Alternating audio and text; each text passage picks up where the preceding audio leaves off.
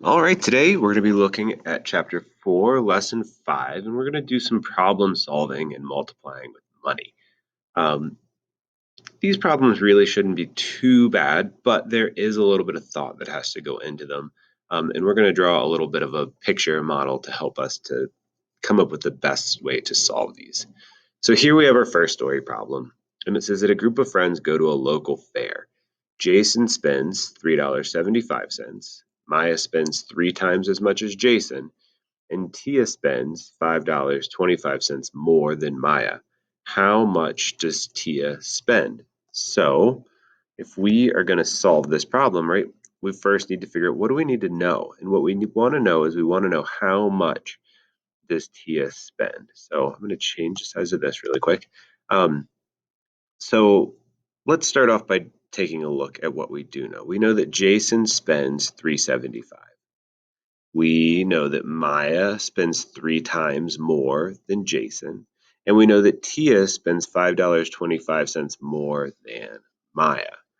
So if the ultimate goal is to know what Tia spends, then we need to also know what Maya spends. But it doesn't tell me directly what Maya spends, so I need to do a little bit of math to figure that out. So if I know that Jason spends $3.75, right? I know that Maya spends three times that, right? So I'm going to just draw a little picture to represent that it's three times that, right? So Maya has 375, 375, and 375. And then Tia, right? She's down here. Well, she's going to spend the same amount as Maya, right? So that little model of 375 times 3. Whoops. I was thinking the number 3, so I wrote the number 3, but I meant to write 5, right? But then on top of that, she spends another $5.25, right? So we started off by drawing a little picture here to show that Jason spent this much, and then we extended that out to show that Maya spent three times as much as Jason, right? That was part of our original problem up here. And then we tack on the 525 to the end of that. So if I want to figure out what Tia spends, I take that 375 and I multiply it by 3 first, right? That's going to show me what this value is. So I'm going to take my decimal, I hop it out two times. 3 times 5 is 15. That's 21 plus 1, which is 22. Do a little more regrouping. 3 times 3 is 9, plus 2 is 11. Now I bring that decimal back in, right? So that means that this part of my model is worth 1125. That's what Maya spent, was 1125.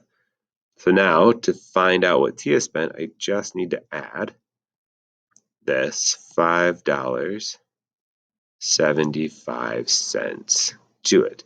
Remember, in adding and subtracting, it's really important that we line up those decimals. It doesn't matter for multiplication, but it does matter for adding and subtracting. All right, well, 5 plus 5 is 0. 7 plus 2 plus 1 is not 10. 5 plus 5 is 10, right? We regrouped. 7 plus 2 plus 1 is also 10, so we need to do another bit of regrouping. 5 plus 1 for our regrouping is 7, and then that 1 plus nothing is 1. So Tia spent $17. All right, let's take a look at another one. Wait, that's the same one. How about we try this one? Here it says that Julie's saving account has a balance of $57.85 in January. By March, her balance is four times as much as her January balance. Between March and November, Julie deposits a total of $78.45. If she doesn't withdraw any money from her account, what should Julie's balance be in November? All right. So our question is, what is Julie's balance in November? Well, let's see. Between March and November, she deposits this. Remember, a deposit means money that we add to our account. let's see, it starts off in January. She has this much money. But by March, she's got 4 times as much as what she had in January. So let's start with our January balance. And our January balance here is $57.85. Now it tells me that by March, she has 4 times this. So I can draw same picture that I drew last time, right? And each of these boxes has a value of $57.85, right? So I'm going to write that in all of them. And $57.85. Now we're going to deposit another $78.45. So for our November, right, we're going to have that same picture, right, with our 4 boxes, all with that $57.85 in them, plus another $78.45 out here at the end. Now, one thing that hopefully we can start to see about like this kind of work is that instead of drawing this box, if we know that we have 4 times as much, right, which is why we had our 4 boxes that we drew across there, instead of drawing this box, we could write that we have 4 times 57.85. And the thing that we just need to make sure that we do is we need to make sure that that goes into parentheses, because that lets me know that in March I had 4 times 57.85 is what my balance was. And that will just kind of help us to like shrink some of this work down. So let's go ahead and I'm going to copy some of this work onto the next page so we can solve it, right? So we said that by March, we had 4 times 57.85, right? And then by November, we had that 4 times 57.85 plus, what was our deposit again? 78.45. Right, so now all we need to do is just solve this, right? So we take 57.85, we multiply it by 4. Remember, when multiplying decimals, the decimal lining up doesn't matter.